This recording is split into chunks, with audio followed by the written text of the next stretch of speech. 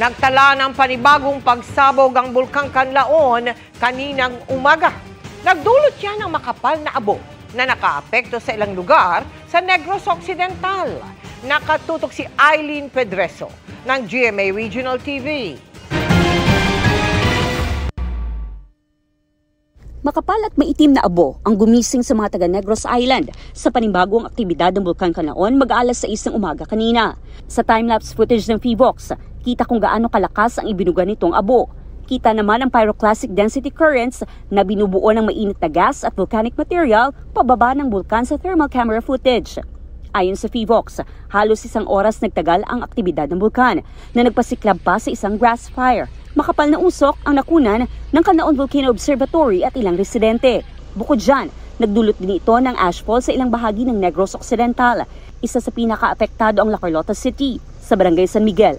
Perwisyo sa mga motorista ang makapal na abo, gayon din sa mga kabahayan at sasakyan. Ang ilang residente naman nangangamba para sa kanilang kalusugan. Nang dukalinong man, tapos ang mula nga paggawa sa ulbo na ang asopre. Siyempre, basi bala kung magtupaang daw mga barasaw.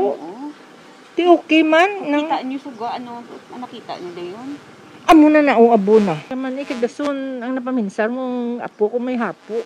Nakita ko gatimbuok na sa babaw. Kaya muna dahil nagingagaw ko di puli sa San Miguel. Sakay ko sa salakyan ng sangyas ng Raal. Nagingagaw ko, hingagaw man sila pa sa Raal. Hindi nagigya makita ang dalan nga muna niyo. Pero kulba eh.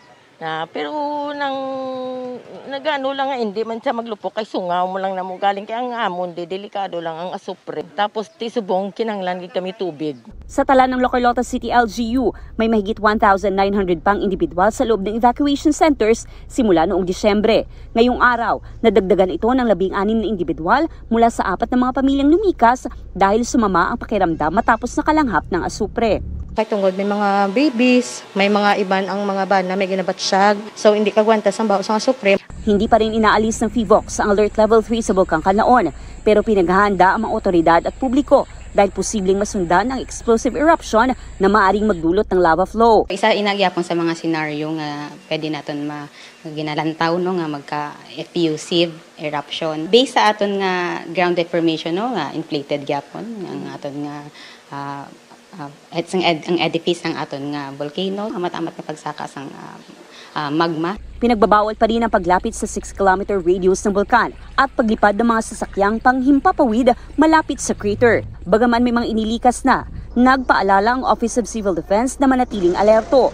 Pinayuhan din nila ang mga residente na magsuot ng protective goggles o di kaya ay takpan ang bibig ng basang tela kontra ashfall.